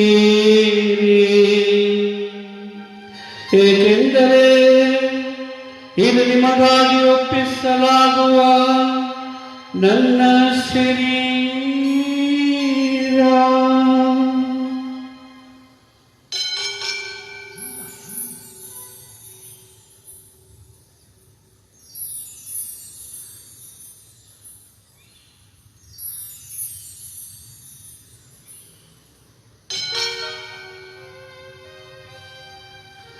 ಅಂತೆಯೇ ಭೋಜನದ ಅಂತ್ಯದಲ್ಲಿ ಅವರು ಪಾನಪಾತ್ರೆಯನ್ನು ತೆಗೆದುಕೊಂಡು ಮತ್ತೊಮ್ಮೆ ನಿಮಗೆ ಕೃತಜ್ಞತೆಯನ್ನು ಸಲ್ಲಿಸಿ ತಮ್ಮ ಶಿಷ್ಯರೆಲ್ಲರಿಗೂ ಕೊಡುತ್ತಾ ಹೀಗೆಂದರು, ತೆಗೆದುಕೊಳ್ಳಿ ಮತ್ತು ಇದರಿಂದ ನೀವೆಲ್ಲರೂ ಪಾನ ಮಾಡಿರಿ.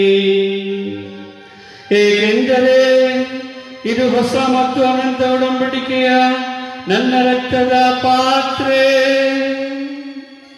ಈ ರಕ್ತವು ನಿಮ್ಮ ಮತ್ತು ಅನೇಕರ ಪಾಪಗಳ ಪರಿಹಾರಕ್ಕಾಗಿ ಸುರಿಸಲಾಗುವುದು. ಇದನ್ನು ನನ್ನ ಸ್ಮರಣೆಗಾಗಿ ಮಾಡಿರಿ.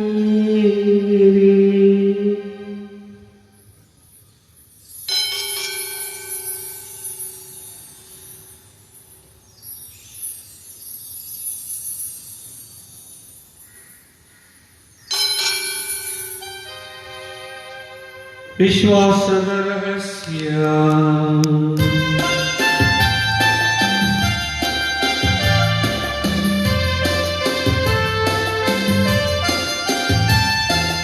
ಯೇಸುವಿನ ಮರಣವನ್ನು ಜಗತ್ತಿಗೆ ಸಾರುತ್ತೀರಿ,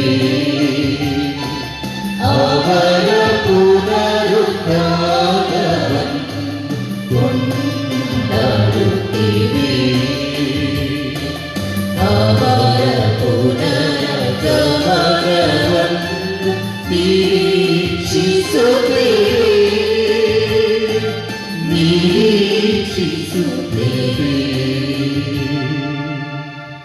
ಆದುದರಿಂದ ಪ್ರಭು, ನಿಮ್ಮ ಸಮ್ಮುಖದಲ್ಲಿ ನಿಂತು ಸೇವೆ ಸಲ್ಲಿಸಲು ನಮ್ಮನ್ನು ಯೋಗ್ಯರು ಎಂದು ಪರಿಗಣಿಸಿದ್ದಕ್ಕಾಗಿ ನಿಮಗೆ ಕೃತಜ್ಞತೆಯನ್ನು ಸಲ್ಲಿಸುತ್ತೇವೆ.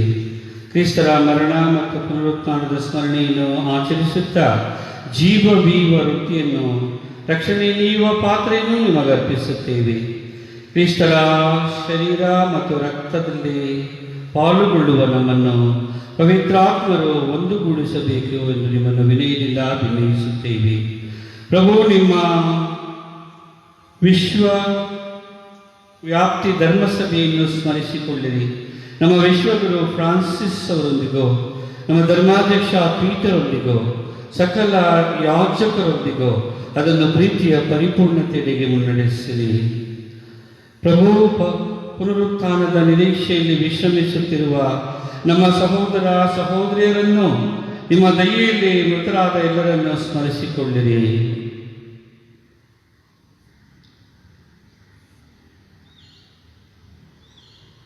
ಅವರನ್ನು ನಿಮ್ಮ ಸಮ್ಮುಖದ ಪ್ರಭೆಗೆ ಬರಮಾಡಿ ನಮ್ಮ ಮೇಲೂ ದಯ ತೋರಿ ದೇವರ ಮಾತೆ ಪೂಜ್ಯ ಕನ್ಯಾಮರಿ ಮನವರೊಂದಿಗೂ, ಆಕೆಯ ಪತಿ ಸಂತ ಜೋಸೇಫರೊಂದಿಗೂ, ಪುನೀತ ಪ್ರೇಷಿತರೊಂದಿಗೂ, ಸಂತ 10ನೇ ಭಕ್ತಿನಾಥರೊಂದಿಗೂ, ಎಲ್ಲ ಕಾಲಗಳಲ್ಲಿ ಮೆಚ್ಚುಗೆಗೆ ಪಾತ್ರರಾದ ಸಕಲ ಸಂತರೊಂದಿಗೂ ನಾವು ನಿತ್ಯ ಜೀವದಲ್ಲಿ ಸಹಭಾಗಿಗಳಾಗಿ ನಿಮ್ಮನ್ನು ಸ್ತುತಿಸಿ ಮಹಿಮೆ ಪಡಿಸುವಂತೆ ನಿಮ್ಮ ಪುತ್ರ ಯೇಸು ಕ್ರಿಸ್ತರ ಮುಖಾಂತರ ಪ್ರಾರ್ಥಿಸುತ್ತೇವೆ. ಇವರ ಮುಖಾಂತರವೋ, ಇವರೊಂದಿಗೋ, ಇವರಲ್ಲಿಯೂ ಸರ್ವಶಕ್ತ ತಂದೆಯಾದ ದೇವರೇ, ಪವಿತ್ರಾತ್ಮರ ಐಕ್ಯದಲ್ಲಿ ಸರ್ವ ಗೌರವವೂ ಮಹಿಮೆಯೋ ಯುಗ ಯುಗಾಂತರಕ್ಕೂ ನಿಮಗೆ ಸಲ್ಲಲಿ.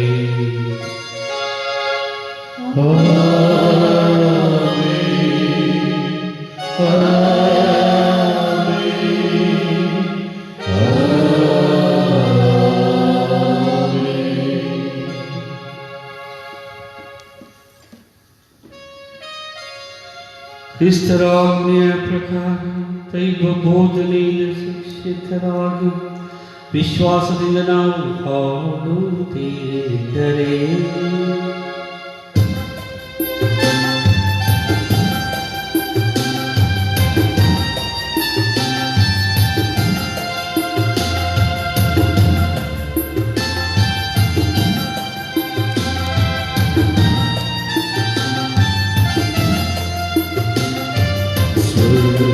ಸ್ವರ್ಗದಲ್ಲಿರುವ ನಮ್ಮ ತಂದೆಯೇ,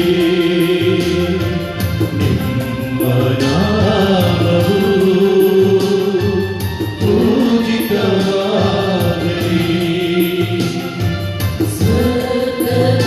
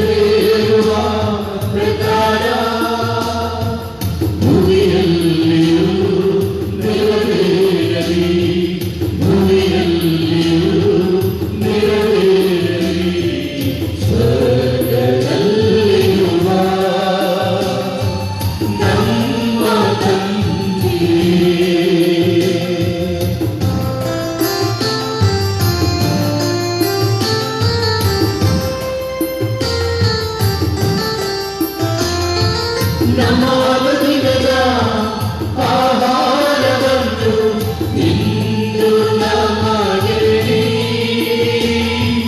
ನಮಗೆ ತಪ್ಪು ಮಾಡಿದವರನ್ನು ನಾವು ಕ್ಷಮಿಸುವ ಪ್ರಕಾರ ನಮ್ಮ ಪಾಪಗಳನ್ನು ಕ್ಷಮಿಸಿರಿ, ನಮ್ಮ ಪಾಪಗಳನ್ನು ಕ್ಷಮಿಸಿರಿ. ಸ್ವರ್ಗದಲ್ಲಿರುವ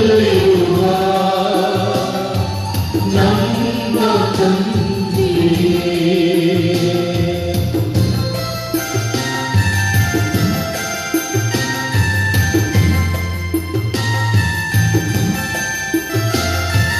ನಮ್ಮನ್ನು ಶೋಧನೆಗೆ ಒಳಪಡಿಸದೆ ಕೇಡಿಯಿಂದ ನಮ್ಮನ್ನು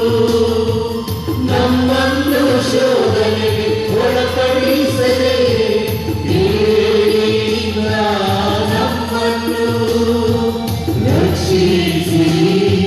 ನಮ್ಮ ತಂದೆಯೇ, ರಕ್ಷಿಸಿ ನಮ್ಮ ತಂದೆಯೇ, ಸ್ವರ್ಗದಲ್ಲಿರುವ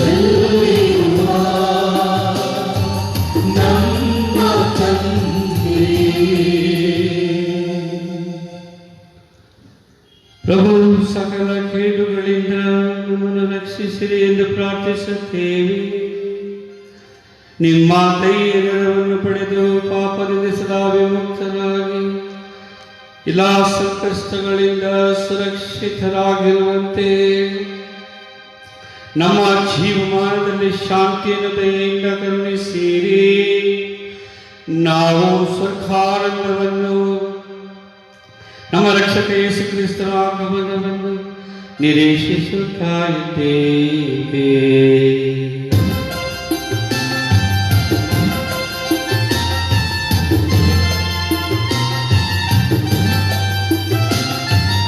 ಏಕೆಂದರೆ ರಾಜ್ಯಭಾರವು ಅಧಿಕಾರವು ಮಾಡಿದೆಯು. ಏಕೆಂದರೆ ರಾಜ್ಯಭಾರವು ಅಧಿಕಾರವು ಮಾಡಿದೆಯು. ಯುಗ ಯುಗಾಂತರಕ್ಕೂ ನಿಮ್ಮದೇ, ಯುಗ ಯುಗಾಂತರಕ್ಕೂ ನಿಮ್ಮದೇ. ಪ್ರಭು ಯೇಸು ಕ್ರಿಸ್ತರೇ, ನಿಮ್ಮ ಪ್ರೇಷಿತರಿಗೆ ನಿಮಗೆ ಶಾಂತಿಯನ್ನು ಬಿಟ್ಟು ಹೋಗುತ್ತೇನೆ, ನನ್ನ ಶಾಂತಿಯನ್ನು ನಿಮಗೆ ಕೊಡುತ್ತೇನೆ ಎಂದು ಹೇಳಿದ್ದೀರಿ. ನಮ್ಮ ಪಾಪಗಳನ್ನು ಲಕ್ಷಿಸದೆ ನಿಮ್ಮ ಧರ್ಮಸಭೆಯ ವಿಶ್ವಾಸವನ್ನು ವೀಕ್ಷಿಸಿರಿ. ಅದಕ್ಕೆ ನಿಮ್ಮ ಚಿತ್ತದ ಪ್ರಕಾರ ಶಾಂತಿಯನ್ನು, ಐಕ್ಯತೆಯನ್ನು ದಯೆಯಿಂದ ದಯಪಾಲಿಸಿರಿ. ಯುಗ ಯುಗಾಂತರಕ್ಕೂ ಜೀವಿಸಿ ಆಳುವ ನಿಮ್ಮನ್ನು ಪ್ರಾರ್ಥಿಸುತ್ತೇವೆ. ಪ್ರಭುವಿನ ಶಾಂತಿ ಸದಾ ನಿಮ್ಮೆಲ್ಲರೊಡನೆ ಇರಲಿ. ಆತ್ಮೀಯರೇ, ಪರಸ್ಪರ ಶಾಂತಿಯನ್ನು ಸಮರ್ಪಿಸಿಕೊಳ್ಳೋಣ.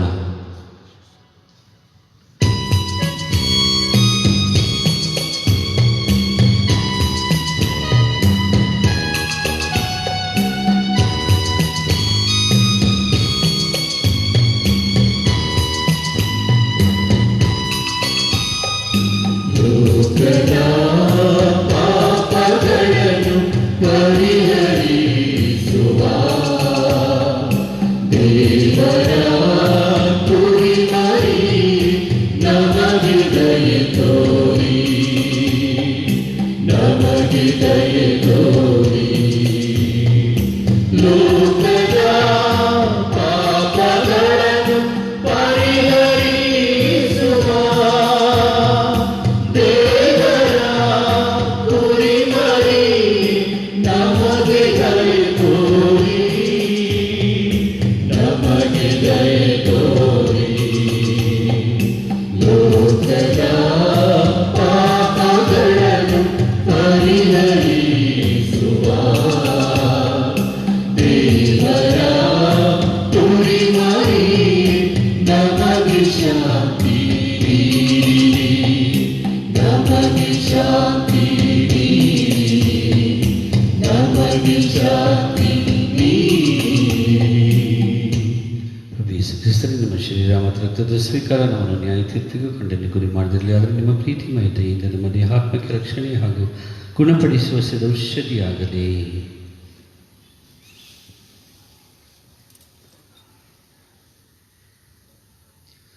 ಇಗೋ ದೇವರ ಕುರಿಮರಿ, ಇಗೋ ಇವರೇ ಲೋಕದ ಪಾಪಗಳನ್ನು ಪರಿಹರಿಸುವವರು. ಕುರಿಮರಿಯ ಭೋಜನಕ್ಕೆ ಆಹ್ವಾನಿತರು ಭಾಗ್ಯವಂತರು. ಪ್ರಭು ಅವನ ಮನೆಯನ್ನು ಪ್ರವೇಶಿಸಲು ನಾವು ಪಾತ್ರರಲ್ಲ, ಆದರೆ ತಾವು ಒಂದು ಮಾತನ್ನು ಹೇಳಿ ನನ್ನ ಆತ್ಮವು ಸ್ವಸ್ಥವಾಗುವುದು. ಅವರ ಜೀವಕ್ಕೆ ಕ್ರಿಸ್ತರ ಶರೀರ ರಕ್ತ ನಮ್ಮನ್ನು ಕಾಪಾಡಲಿ.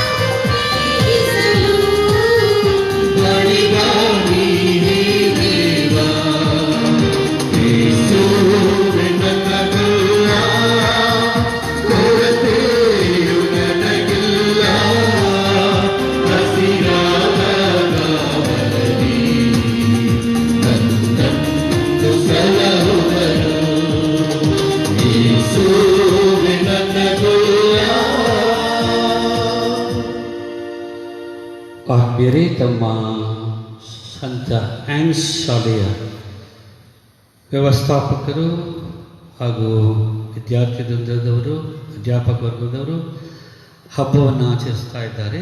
ಅವರಿಗೆ ಎಲ್ಲರ ಪರವಾಗಿ happy feast of saint Anne's, ಸಂತ ಅನ್ನಮರ ಹಬ್ಬದ ಶುಭಾಶಯಗಳು.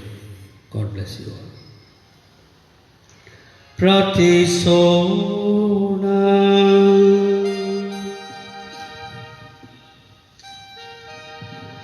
ಪ್ರಭು, ನಿಮ್ಮ ಪುತ್ರರ ಯಾತನೆಯ ನಂತರ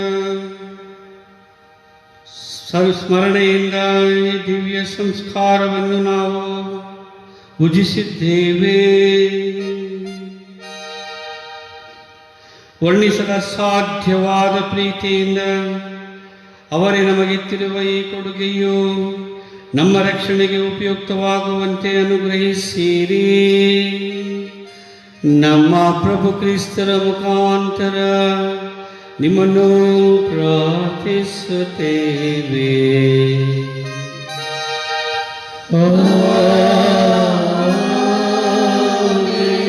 ಪ್ರಭು ನಿಮ್ಮೊಡನೆ ಇರಲಿ. ನಿಮ್ಮ ಆತ್ಮದೊಡನೆಯೂ ಇರಲಿ. ಸರ್ವಶಕ್ತ ದೇವರಾದ ಪಿತಾ ಸುತ ಮತ್ತು ಪವಿತ್ರಾತ್ಮರ ಆಶೀರ್ವಾದ ನಿಮ್ಮ ಮೇಲಿಳಿದು ಬಂದು ಸದಾ ನಿಮ್ಮಲ್ಲಿ ನೆಲೆಸಲಿ.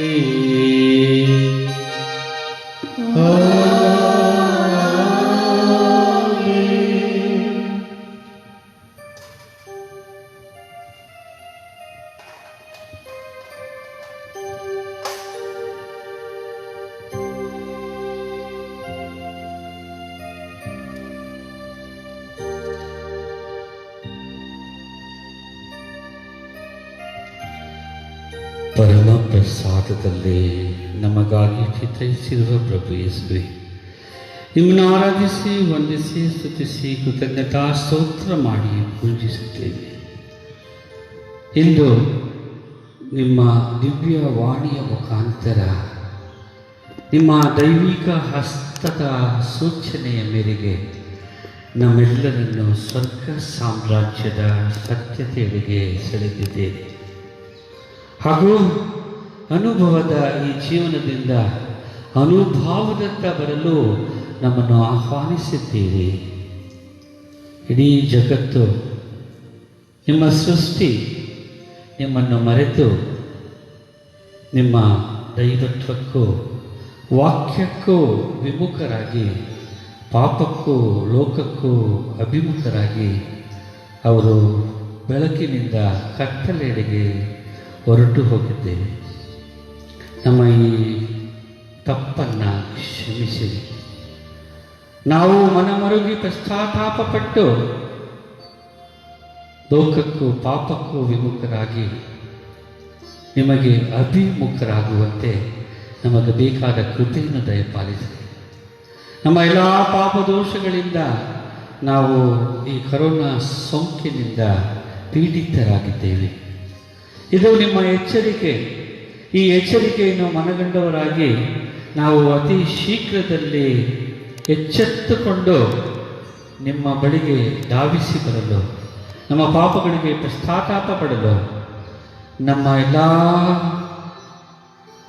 ದೋಷಗಳಿಂದಲೂ ಕಲ್ಮಶಗಳಿಂದಲೂ ಪರಿಶುದ್ಧತೆ ಹೊಂದಲು ನಿಮಗೇ ನಮ್ಮನ್ನು ಸಮರ್ಪಿಸಿಕೊಳ್ಳುವಂತಾಗಲಿ ಸ್ವಾಮಿ.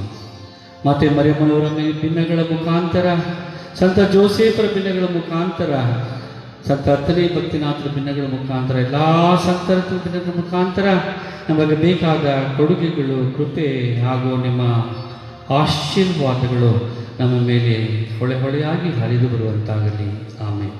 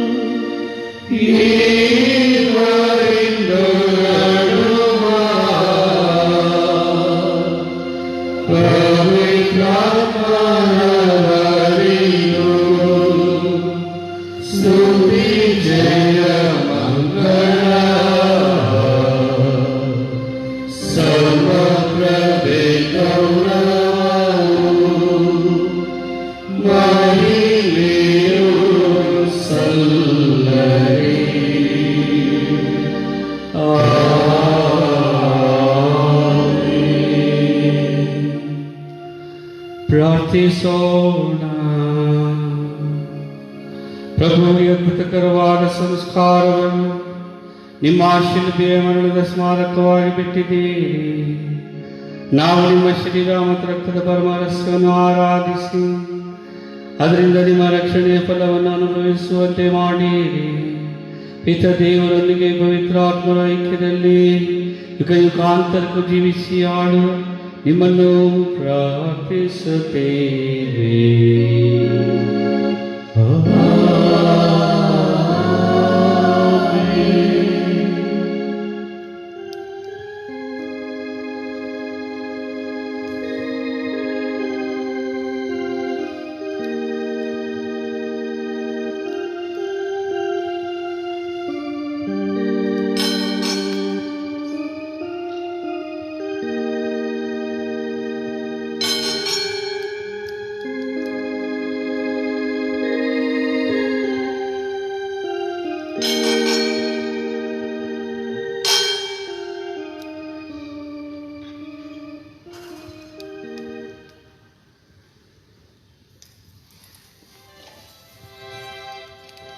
ಆಧ್ಯಾತ್ಮಿಕ ಪರಮಪ್ರಸಾದ ಸ್ವೀಕಾರ ಪ್ರಾರ್ಥನೆ.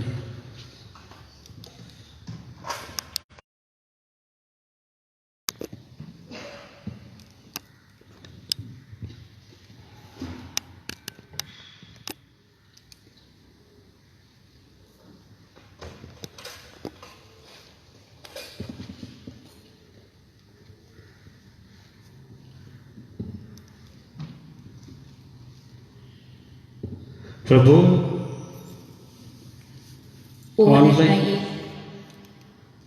ಆಧ್ಯಾತ್ಮಿಕ ಪರಮ ಪ್ರಸಾದದ ಪ್ರಾರ್ಥನೆ. ಓ ನನ್ನ ಯೇಸುವೆ, ನೀವು ನಿಜವಾಗಿಯೂ ಪರಮ ಪ್ರಸಾದದಲ್ಲಿ ಪ್ರಸನ್ನರಾಗಿದ್ದೀರೆಂದು ನಾನು ವಿಶ್ವಾಸಿಸುತ್ತೇನೆ. ನಾನು ಎಲ್ಲಕ್ಕಿಂತ ಮಿಗಿಲಾಗಿ ನಿಮ್ಮನ್ನು ಪ್ರೀತಿಸುತ್ತೇನೆ ಹಾಗೂ ನಿಮ್ಮನ್ನು ನನ್ನ ಆತ್ಮಕ್ಕೆ ಸ್ವೀಕರಿಸಲು ಹಂಬಲಿಸುತ್ತೇನೆ. ನಾನು ಈ ಸಂದರ್ಭದಲ್ಲಿ ನಿಮ್ಮನ್ನು ಸಂಸ್ಕಾರ ರೂಪದಲ್ಲಿ ಸ್ವೀಕರಿಸಲು ಆಗದೇ ಇರುವುದರಿಂದ ದಯಮಾಡಿ ಆಧ್ಯಾತ್ಮಿಕವಾಗಿ ನನ್ನ ಹೃದಯಕ್ಕೆ ಆಗಮಿಸಿ ನಾನು ನಿಮ್ಮನ್ನು ಆಲಂಘಿಸುತ್ತೇನೆ. ನನ್ನನ್ನು ಎಂದಿಗೂ ನಿಮ್ಮಿಂದ ಅಗಲಿ ಹೋಗಲು ಬಿಡಬೇಡಿರಿ. ಆಮೇನ್.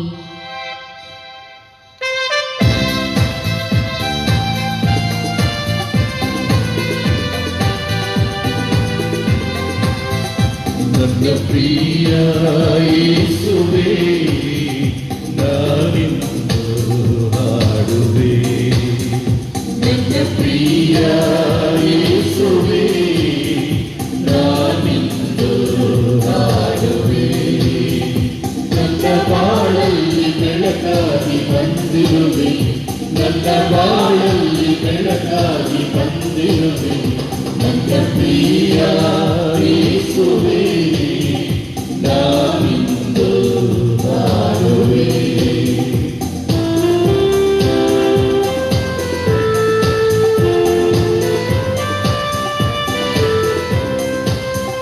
ಮನಸ್ಸೆಂಬ ಗುಡಿಯಲ್ಲಿ ನಾನಿನ್ನ ಧ್ಯಾನಿತೆ. ಮನಸ್ಸೆಂಬ ಗುಡಿಯಲ್ಲಿ ನಾನಿನ್ನ ಧ್ಯಾನಿತೆ. ನಿನ್ನ ಹೊರತು ಯಾರಿಲ್ಲ, ರಕ್ಷಕರು ಯಾರಿಲ್ಲ. ನಿನ್ನ ಹೊರತು ಯಾರಿಲ್ಲ, ರಕ್ಷಕರು ಯಾರಿಲ್ಲ. ನನ್ನ ಪ್ರಿಯ ಯೇಸುವೇ, ನಾನಿಂದು ಹಾಡುವೆ. ನನ್ನ ಪ್ರಿಯ ಯೇಸುವೇ, ನಾನಿಂದು ಹಾಡುವೆ. ನನ್ನ ಬಾಳಲ್ಲಿ ಬೆಳಕಾಗಿ ಬಂದಿರುವೆ, ನನ್ನ ಬಾಳಲ್ಲಿ ಬೆಳಕಾಗಿ ಬಂದಿರುವೆ. ನನ್ನ ಪ್ರಿಯ ಯೇಸುವೇ, ನಾನಿಂದು ಹಾಡುವೆ.